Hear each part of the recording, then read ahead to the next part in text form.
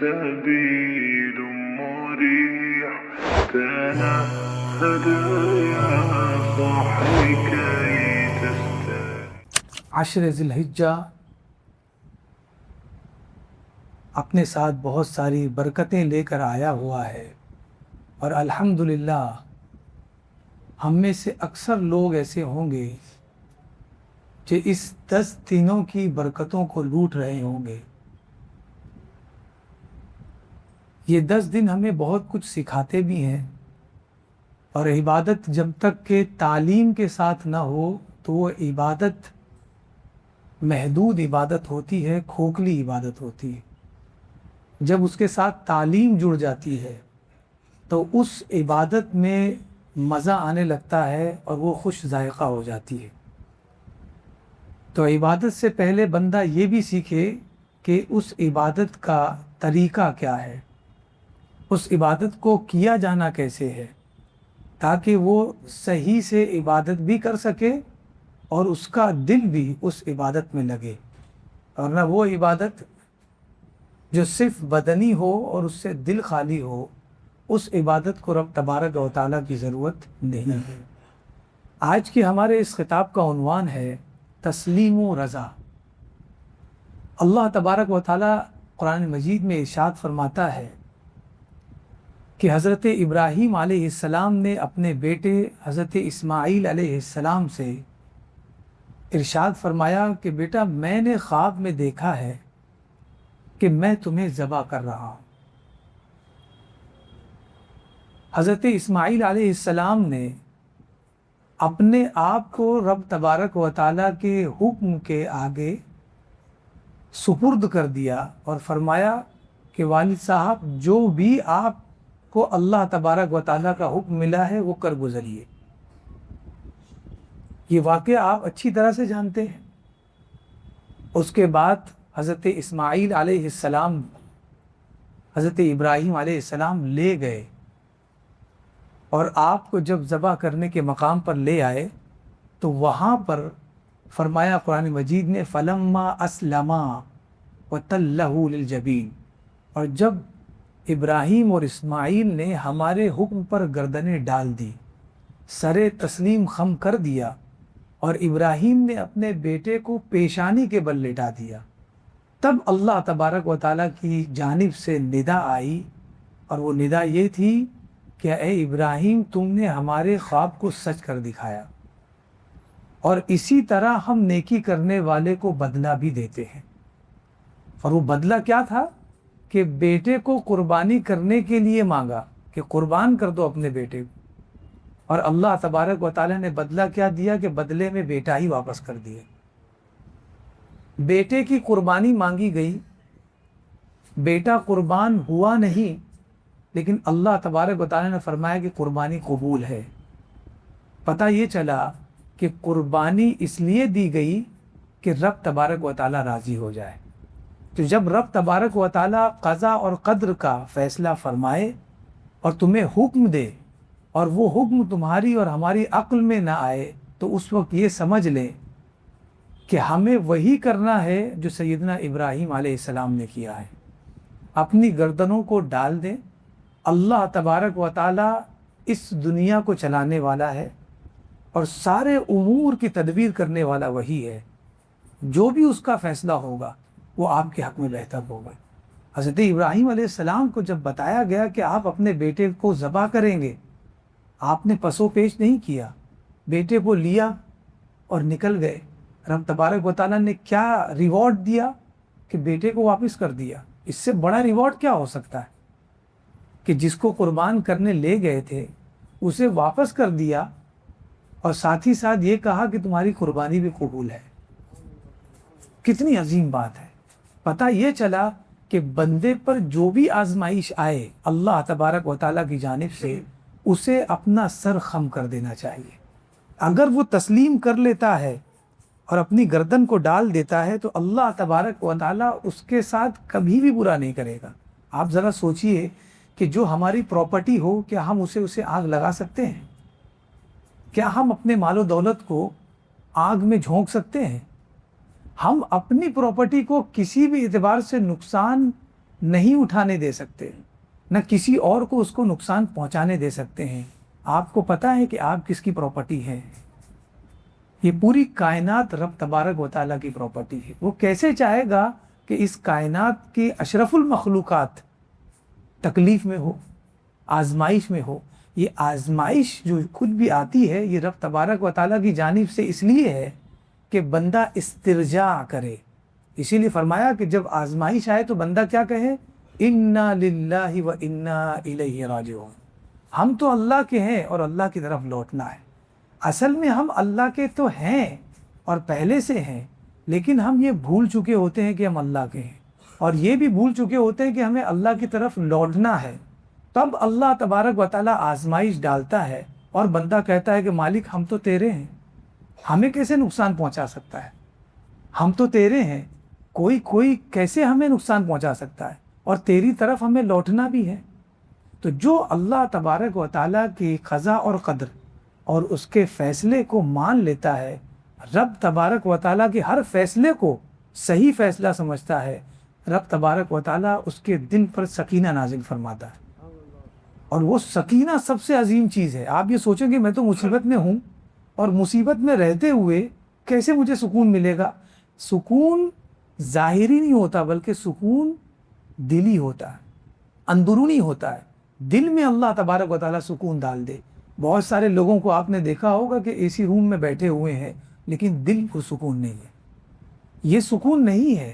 سکون وہ ہے جو چٹائی پر بیٹھا ہو اور اسے کسی کا غم نہ ہو۔ اور یہی سکون اتنی عظیم دولت ہے کہ جس کے لیے آج دنیا دوڑ رہی ہے، بھیک مانگ رہی ہے اس سکون کی، بلکہ اس سکون کو حاصل کرنے کے لیے دوسروں کا سکون غارت کر رہی ہے۔ اتنا عظیم یہ دولت ہو گئی۔ حضرت سعد بن ابی وقاص رضی اللہ تعالیٰ عنہ، اللہ کے رسول صلی اللہ علیہ وسلم نے آپ کے حق میں دعا فرمائی اور فرمایا کہ سعد جب بھی تیر ماریں گے تو نشانے پر لگے گا، اور جب بھی دعا کریں گے تو اللہ تبارک و تعالیٰ ان کی دعا کو قبول فرما لے گا۔ یہ دعا تھی۔ آپ کا معاملہ یہ تھا کہ جب بھی آپ نے کسی کے حق میں دعا کی ہے اللہ تبارک و تعالیٰ نے قبول فرما لی۔ اصحاب رسول رضوان اللہ تعالیٰ علیہ مجمعین کے نزدیک ان کے درمیان یہ مشہور تھا کہ سعد بن ابی وقاص مستجاب الدعوات ہیں۔ آپ کی آخری عمر میں آپ اپنی آنکھوں کی روشنی سے محروم ہو گئے۔ یہ اللہ تبارک و تعالیٰ کی آزمائش آ گئی آپ پر، اور اس کے بعد آپ جہاں کہیں رہتے تھے وہاں سے مکہ شفٹ ہو گئے۔ جب مکۃ المکرمہ آپ رہنے لگے، سکونت اختیار کر لی، تو مکہ کے لوگوں کو جب پتہ چلا تو وہ دوڑتے ہوئے آپ کے پاس آتے اور آپ سے دعائیں کراتے کہ حضور ہمیں یہ تکلیف ہے، ہمارے لیے دعا کر دو، ہمیں اولاد نہیں ہو رہی ہے، ہمارے لیے دعا کر دو، ہمارے لیے دعا کر دے کہ ہم پرسکون ہو جائیں۔ ہر انسان اپنی تکلیفیں لے کر، اپنے دکھڑے لے کر ان کے پاس حاضر ہوتا اور وہ رب تبارک و تعالیٰ کی بارگاہ میں دعا کرتے، دعا قبول ہو جاتی۔ ایک شخص نے جب یہ معاملہ دیکھا تو وہ سیدنا سعد بن ابی وقاص کی بارگاہ میں حاضر ہوا اور جرأت کرتے ہوئے ادباً عرض کی کہ حضور میرا ایک سوال ہے۔ تو انہوں نے کہا کہ بتاؤ کیا سوال ہے؟ اس شخص نے کہا میں دیکھ رہا ہوں کہ آپ ساری دنیا کے لیے دعا کر رہے ہیں، ایک دعا اپنے لیے بھی کر لیں۔ اللہ تبارک و تعالیٰ کی جانب سے آپ کی آنکھ کی روشنی چلی گئی ہے، اگر آپ دعا کر لیں تو آنکھ کی روشنی آ جائے گی۔ آپ نے جو جملہ فرمایا وہ جملہ اتنا عظیم ہے۔ آپ فرماتے ہیں کہ میرے نزدیک اللہ تبارک و تعالیٰ کا فیصلہ میری آنکھوں کی روشنی سے زیادہ عظیم ہے۔ مجھے پتا ہے کہ میری آنکھوں کی روشنی چلی گئی ہے، اور میں نے لوگوں کے لیے جو دعائیں کی ہیں وہ خود حیرت میں ہے کہ ہمیں پتہ نہیں تھا کہ ہمارا یہ کام ہو جائے گا، لیکن ہو گیا ہماری دعا سے۔ لیکن میری پوچھو تو میں اصل میں اس تکلیف پر راضی ہوں۔ اسی لیے کبھی یہ مت سمجھنا کہ جسے ہم مشکل کشا سمجھتے ہیں وہ تو خود بہت مشکل میں ہے، اصل میں وہ مشکل میں ہے اس لیے تو مستجاب الدعوات ہے، وہ تکلیفوں میں گھرا ہوا ہے، اسی لیے تو اللہ تبارک و تعالیٰ اس کی دعا قبول فرماتا ہے۔ اور اس کا راز یہ ہے کہ وہ ان تکلیفوں کے باوجود بھی یہ کہتا ہے کہ اے میرے رب جو تو نے مجھے دیا ہے میں اس پر راضی ہوں۔ حضرت یحییٰ بن معاذ رضی اللہ تعالیٰ عنہ کی بارگاہ میں کسی نے پوچھا کہ مقام رضا کیا ہے، کہ ہم اللہ کے ہر فیصلے پر راضی ہو جائیں، یہ مقام کیسے پا سکتے ہیں؟ آپ نے فرمایا 4 اصول ہے، ان 4 اصول کو ہمیشہ یاد رکھنا، مقام رضا پالو گے۔ آپ نے فرمایا سب سے پہلا اصول یہ ہے، ان اعطیتنی قبلت، اے میرے رب اگر تو نے مجھے عطا کیا تو میں وہ قبول کر لوں گا، وَإِن مَنَعْتَنِي رَضِيتُ، اور اگر تو نے مجھے کسی نعمت سے محروم رکھا تب بھی میں تجھ سے راضی ہو جاؤں۔ یہ 2 اصول، اور اس کے بعد فرمایا وَإِن تَرَكْتَنِي عَبَدْتُ، اور اگر تو مجھے چھوڑ دے، مجھے اپنی بارگاہ سے بھگا دے، تب بھی میں تیری عبادت کروں۔ وَإِن دَعَوْتَنِي أَجَبْتُ، اور بھگانے کے بعد دوبارہ جب تو مجھے ندا دے تو میں دوڑتا ہوا تیری بارگاہ میں حاضر ہوگا۔ یہ ہے مقام رضا۔ اور یہ رضا کب حاصل ہوتی ہے؟ یہ رضا حاصل ہوتی ہے قربانی سے۔ جب تک بندہ اپنے پاس رکھی ہوئی نعمتوں کی قربانی پر افسوس نہیں کرے گا، سمجھ لیں کہ وہ رضا کی منزل میں آ گیا۔ کبھی یہ نہ سوچے کہ میرے پاس سے جو نعمت تھی وہ چلی گئی تو اب میں کیا کروں گا۔ میں نے تو ہمیشہ دعا مانگی کہ میں نعمت ہمارے پاس ہمیشہ رہے، لیکن ہمیشہ یہ سوچیں کہ رب تبارک و تعالیٰ اپنے بندوں کو جب یاد فرماتا ہے تو آزمائشیں ڈالتا ہے۔ کسی نے کیا خوب کہا کہ جس پر آزمائش ہے اصل میں اللہ نے اسے چنا ہے، جس پر آزمائش ہے اللہ نے اسے چنا ہے، ورنہ بہت گنہگاروں کو آپ دیکھیں گے کہ دھڑلے سے گناہ کر رہے ہیں لیکن اللہ نے ان پر کوئی آزمائش نہیں ڈالی۔ تو جس کو اپنی بارگاہ میں مقبول کرتا ہے انہی پر آزمائش ڈالتا ہے، دیکھتا ہے کہ یہ دور ہو رہا ہے تو ان پر آزمائش ڈالتا ہے، ان کو سلیکٹ کر لیتا ہے۔ اور یہ ہمیشہ یاد رکھے، آزمائش کتنی بھی کڑی ہو، ہمیشہ ایک بات اپنے ذہن میں رکھنا کہ میں کس کی پراپرٹی ہوں، میں کس کی ملکیت ہوں، مجھ پر کس کا حق ہے۔ خالق کائنات کا حق ہے، اور خالق کائنات مجھے کبھی ضائع نہیں ہونے دے گا، بلکہ وہ فرماتا ہے میرے اس قدر اور قضا پر راضی ہو گئے تو تمہارے اجر کو ضائع نہیں ہونے دوں گا۔ تمہارے ضائع ہونے کی بات کیا ہے؟ جو تمہیں اجر دینے والا ہوں وہ اجر بھی ضائع نہیں ہوگا۔ بعض اوقات انسان یہ سوچتا ہے جو آزمائش آئی ہے اس کا کیا ہوگا اور اس پہ کیا بنے گی۔ ہر تکلیف کے بعد آرام ہے، اور ایک تکلیف کے بعد 2 آرام ہے۔ بس بندہ یہ سوچے کہ جو فیصلہ ہوا ہے وہ میرے حق میں بہترین ہے۔ ایک شخص تھا جنگل میں رہنے والا، ایک مرغی اس کے پاس تھی، ایک کتا اور ایک گدھا۔ اب یہ سارے جانور لے کر وہ جنگلوں میں رہتا تھا۔ ایک دن ایسا آیا، اللہ والا بندہ تھا، کہ کوئی لومڑی آئی اور مرغی اٹھا لے گئی۔ ایک دن بھیڑیا آیا اور گدھے کا پورا پیٹ پھاڑ دیا، اور کچھ دن بعد پتہ چلا کہ کتا بیمار ہو کر مر گیا۔ تینوں حالات کو جب یکے بعد دیگرے اس کے سامنے رکھا گیا اس کے گھر والوں نے، تو اس نے یہی کہا جو بھی ہوتا ہے بہتر ہوتا ہے۔ اس کے پاس کل ملکیت وہی تھی، کل پراپرٹی اس کی وہی تھی، لیکن اس کے باوجود بھی اس نے کیا کہا؟ جو ہوتا ہے خیر ہوتا ہے، رب الخیر لا یاتی الا بخیر، خیر کا رب خیر ہی فرماتا ہے اور کچھ نہیں اس سے امید رکھنا، وہ خیر کا رب ہے، خیر ہی فرمائے گا۔ ایک رات وہ لوگ سوئے ہیں، اور سونے کے بعد جب صبح اٹھے تو انہوں نے دیکھا کہ ہمارے ارد گرد کچھ جو گھر تھے وہ سارے گھر خالی ہے۔ جا کر جب معلوم کیا تو پتہ چلا کہ یہاں سے ایک لشکر گزرا تھا اور اس لشکر نے سارے گھروں کو لوٹ لیا۔